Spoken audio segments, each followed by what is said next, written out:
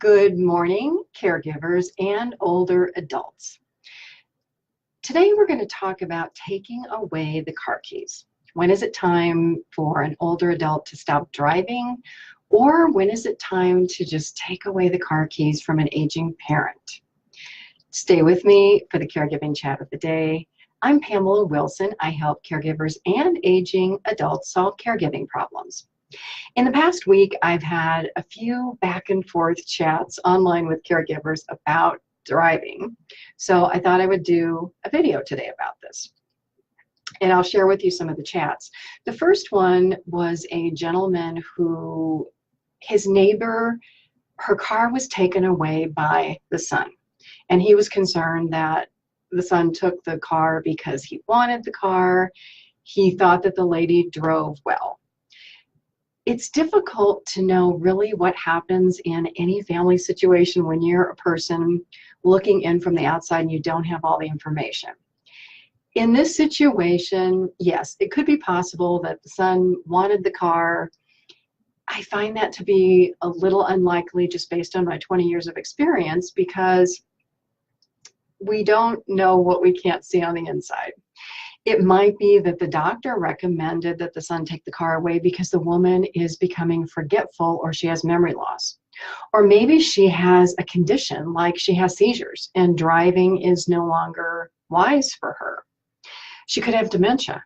There could be a million reasons why she shouldn't drive anymore. And most older adults, honestly, I would be the same way. Get upset when you take away the car or get upset when you tell them that they can't drive because it's taking away their independence. How many of us we want to go somewhere, we hop in the car, we drive and we go. When you lose the car, you lose the ability to do that. So when this subject comes up with an aging parent, you have to have alternatives. Will you take them grocery shopping every week? How will they get to doctor appointments? There are senior transportation services available. You would have to set those up. I had a question yesterday from a woman who asked, my mother is becoming uncomfortable driving. How do I know when she shouldn't drive anymore?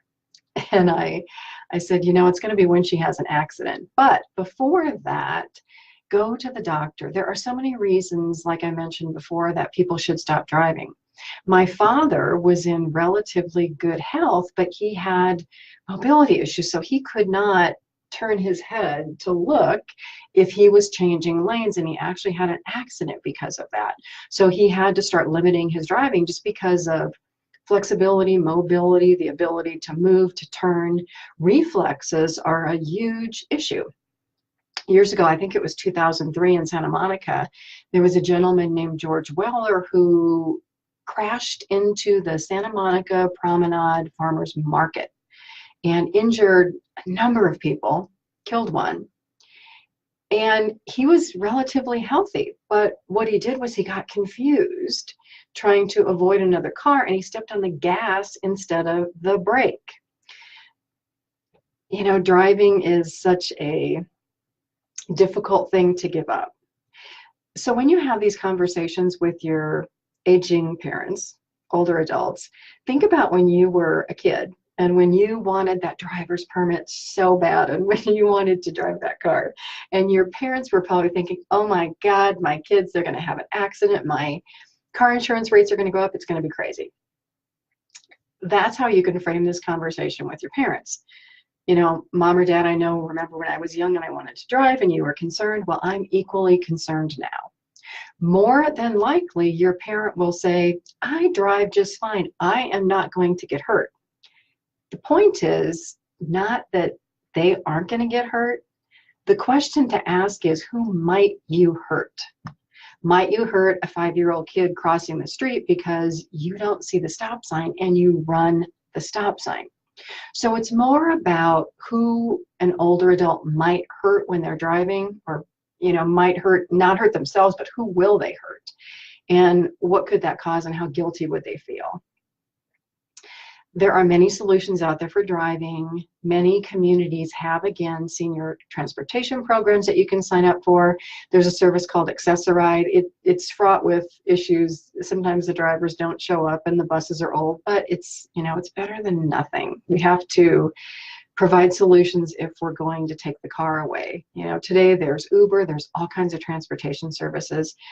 So don't be afraid to have this conversation with your parents. And one way you might know is when you're there at their house and you go out, are you letting them drive or are you driving?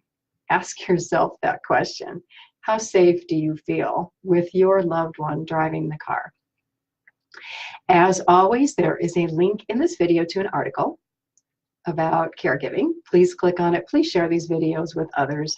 I'm Pamela Wilson. I help caregivers and aging adults solve caregiving problems.